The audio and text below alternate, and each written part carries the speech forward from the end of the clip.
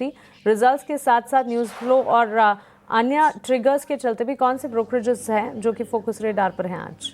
बिल्कुल Mansi, good morning. और सबसे पहले श्री सीमेंट की बात करते हैं क्योंकि गोल्डमैन सैक्स ने अपनी राय दी है यहाँ पर उन्होंने अपनी न्यूट्रल की रेटिंग को बरकरार रखा है। टारगेट प्राइस 31,250 का दिया है।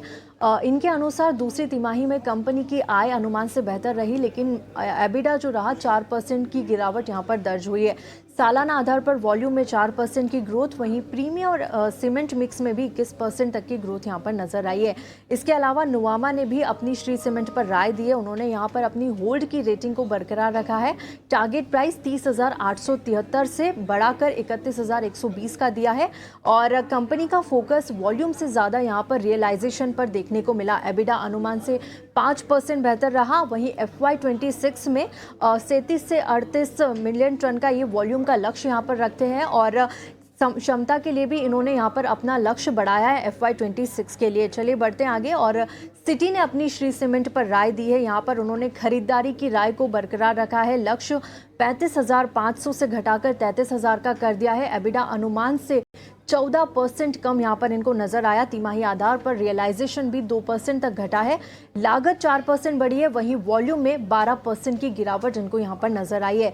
सिटी ने टीवीएस मोटर पर भी अपनी राय दी है। बिकवाली की राय यहाँ पर इन्होंने रखी है। लक्ष्य इन्होंने 2,800 से घटाकर 2,750 का कर दिया है। एबिडा अनुमान से थोड़ा सा कमजोर रहा, वही साथ ही मुनाफे पर भी इनको हल्का दबाव यहाँ पर नजर आया है। जीएसटी कटौती से आगे डिमांड में तेजी की उम्मीद ये जता रहे हैं। मॉर्गन स्टैनली ने एसआरएफ पर अपनी राय दी है। इन्होंने अंडरवेट की रेटिंग को बरकरार रखा है। लक्ष्य 2,175 का।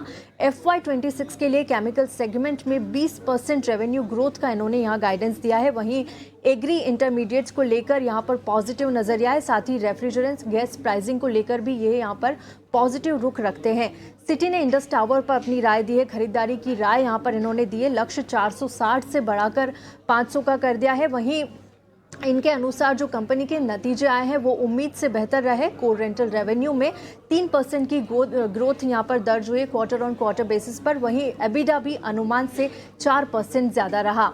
तो ये थे ब्रोकरेजेस की रिजल्ट। शुक्रिया आपका हमारे साथ जुड़ने के लिए और ये सारे ब्रोकरेज रिपोर्ट्स जो हमारे सामने रखने के लिए।